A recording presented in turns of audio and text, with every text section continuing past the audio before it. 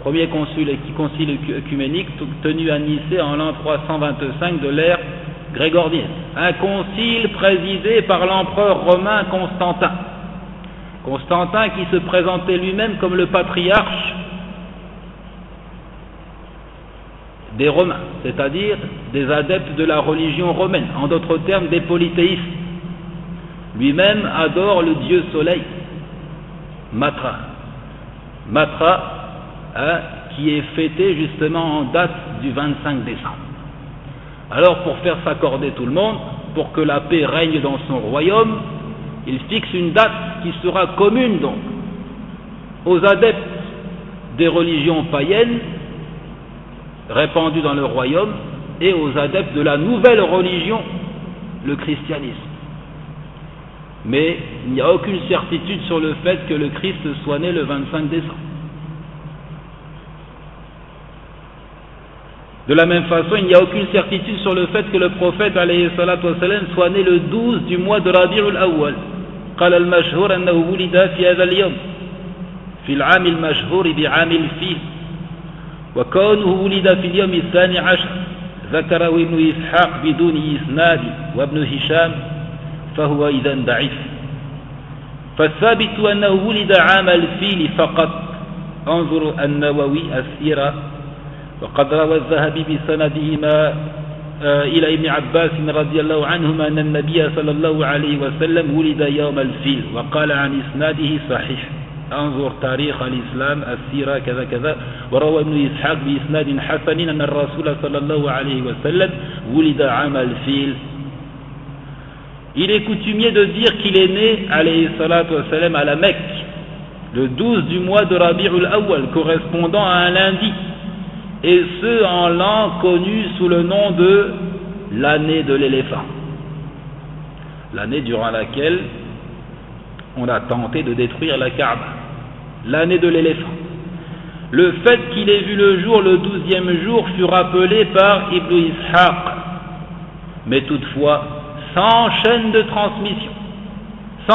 transmission à l'appui. C'est donc faible et injustifié. Sans chaîne de transmission, c'est donc que nous avons affaire à un récit qui est faible, qui ne constitue pas un argument en matière de religion, voire Ibn Hisham. Tout ce qui est confirmé, c'est qu'il naquit l'année de l'éléphant. Al-Zahabi transmet de Ibn Abbas que le prophète alayhi salatu wassalam naquit le jour de l'éléphant. Il dit de sa chaîne de transmission, elle est authentique. De même, Ibn Ishaq rapporte avec une chaîne jugée bonne que le messager est né l'année de l'éléphant, voire Ibn Hisham. وعام الفيل هو ما يراه المستشرقون مقابلا لعام 570 ميلادي ولكن الباحث محمود باشا الفلكي توصل إلى أنه كان التاسع من ربيع الأول الموافق ل20 من نيسان عام 571 ميلادي. L'année de l'éléphant correspondrait à l'an 570 du calendrier grégorien. L'année dite de l'éléphant correspondrait à l'an 570 du calendrier grégorien selon les orientalistes.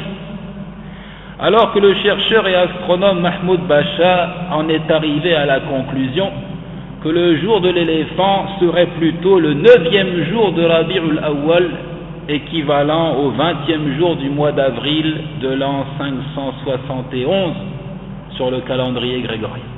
Bref, il est évident que ces festivités ne sont pas un moyen de se rapprocher d'Allah Azza wa Jalla, car si tel était le cas, elles devaient être clairement définies par le texte.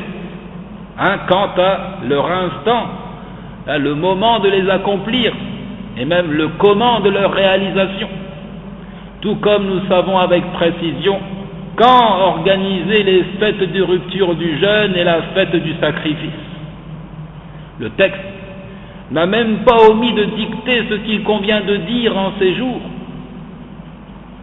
Et le prophète dit alayhi salatu wassalam, taraktukum ala mithli al-bayda ala al-mahajjati al-bayda layluha kanahariha la yaziru anha illa halik. Il dit alayhi salatu wassalam, je vous ai laissé sur une voie claire de nuit comme de jour. une voie claire, de nuit comme de jour. Si ces festivités étaient légitimes, elles devaient être clairement définies par le texte. Ne s'en écarte que celui qui est voué à la perdition, qui cause sa perte en sortant de cette voie clairement établie. ثالثا أن الاحتفال بذكرى مولد الرسول صلى الله عليه وسلم مع كونه بدعة وتشبها بالنصارى وكل منهما محرم فهو كذلك وسيلة إلى الغلو والمبالغة في تعظيمه صلى الله عليه وسلم حتى يفضي إلى دعائه والاستغاثة به من دون الله كما هو الواقع الآن من كثير ممن يحبون بدعة المولد أو يحيون بدعة المولد. Troisièmement, que cette commémoration de la naissance du prophète alayhi salatu wassalam est non seulement une imitation aveugle des chrétiens, une hérésie indéniable, mais c'est aussi une voie menant à l'exagération dans la considération du prophète alayhi salatu wassalam, en le louant de manière démesurée, jusqu'à finir par lui attribuer des qualités qui ne sont pas celles d'un être humain, qui ne sont pas celles d'un humain, mais plutôt des qualités divines, de sorte que l'on finisse par l'invoquer alayhi salatu wassalam, qu'on finisse par l'implorer en dehors d'Allah azza wa jal, et ça c'est la grande mécréance. Citons en guise d'exemple de l'attribution de qualités infondées que le prophète alayhi salatu wassalam assiste à ces assemblées dans lesquelles on chante ses éloges. Il assiste à toutes ces assemblées dans lesquelles on chante ses éloges, ce qui implique que le prophète alayhi salatu wassalam ne soit pas réellement mort. Et là nous disons, notre introduction suffit en guise de réplique à cet équivoque. Ou alors cela implique qu'il a le pouvoir, une fois mort, de revenir dans ce bas monde, alors qu'Allah azza wa jal dit dans le verset 99 du chapitre 23, حتى إذا جاء أحدهم الموت قال رب ارجعوني لعلي أعمل صالحا فيما تركت كلا إنها كلمة هو قائلها ومن ورائهم برزخ إلى يوم يبعثون. Alors que le Très-Haut a clairement dit, puis lorsque la mort vient à l'un d'eux, il dit, mon Seigneur, fais-moi revenir sur la terre afin que je fasse du bien dans ce que je délaissais. Qu'Allah, non. Non, c'est simplement une parole qu'il dit. Derrière eux, cependant, il y a une barrière jusqu'au jour où ils seront ressuscités. Impossible de revenir ici-bas. Impossible. Il n'y a pas de fantôme. Il n'y a pas d'ancêtres qui hantent la maison. Il y a simplement des démons qui se jouent des hommes. Le mort n'a donc pas la possibilité de revenir hanter les vivants. وَلَوْ تَرَى إِذْ وُقِفُوا عَلَى النَّارِ فَقَالُوا يَا لَيْتَنَا نُرَدُّ وَلَا نُكَذِّبَ بِآيَاتِ رَبِّنَا وَنَكُونَ مِنَ الْمُؤْمِنِينَ بَلْ بَدَا لَهُم مَّا كَانُوا يُخْفُونَ مِنْ قَبْلُ وَلَوْ رُدُّوا لَعَادُوا لِمَا نُهُوا عَنْهُ وَإِنَّهُمْ لَكَاذِبُونَ.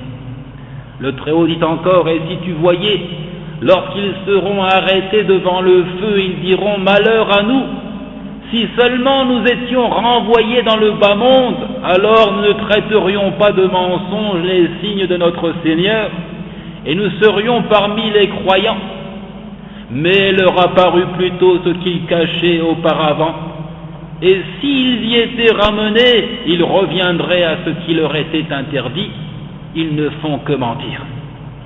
Ce verset également appuie qu'il n'y a pas possibilité de revenir. Certains pourraient prétexter que tous ces textes ne concernent que les mécréants et les désobéissants, et que peut-être il est permis aux vertueux ou aux prophètes de revenir ici-bas. Alors nous disons, écoutons le récit authentique à propos des martyrs. Et y a-t-il meilleur que les martyrs après les prophètes? Y a-t-il meilleur que les martyrs après les prophètes? قالوا يا ربي نريد أن ترد أرواحنا في أجسادنا حتى نقتل في سبيلك مرة أخرى فلما رأى أن ليس لهم حاجة تركه فيما رواه مسلم وفي رواية لجابر قال الرب قد سبق مني أنهم لا يرجعون. Allah Azza wa Jal ne cesse de questionner les martyrs. Les martyrs, après leur mort, leur âme est placée dans le gosier d'oiseaux verts d'une grande beauté, qui virevoltent librement dans les plus hauts degrés du paradis. Ils ont des perchoirs en or sous le trône du tout miséricordieux sur lesquels ils viennent se poser et ils reprennent leur envol pour manger des fruits, toutes sortes de fruits dans le paradis. Allah Azza wa Jal les questionne. Qu'est-ce que vous voulez? On ne veut rien. Qu'est-ce que vous voulez? Vraiment, on ne désire rien d'autre. Qu'est-ce que vous voulez? Alors ils se rendent compte qu'ils ne cesseront d'être questionnés et ils finissent par répondre: Seigneur, nous voulons que nos âmes soient rendues à notre corps pour que nous soyons tués encore une fois dans ton sentier. Alors Allah Azza wa Jal les laisse, trouvant qu'ils n'ont besoin de rien. Et dans une version de Jabir, et c'est ça qui nous importe ici, il dit, le Seigneur dit, j'ai déjà fait précéder l'ordre, annahum la yarji'un, qu'ils n'y reviendront pas, c'est-à-dire au bas monde. Impossible de revenir au bas monde une fois qu'on est mort. De plus, de dire que le prophète alayhi salatu wassalam assiste à ces festivités, c'est lui attribuer également l'omniscience et l'omnipotence. L'omniscience et l'omnipotence, car il faudrait qu'il soit alayhi salatu wassalam partout à la fois, ou tout au moins qu'il sache tout en même temps. Or, l'omniscience, l'omnipotence ne sont confirmées que pour Allah Azza wa Jal.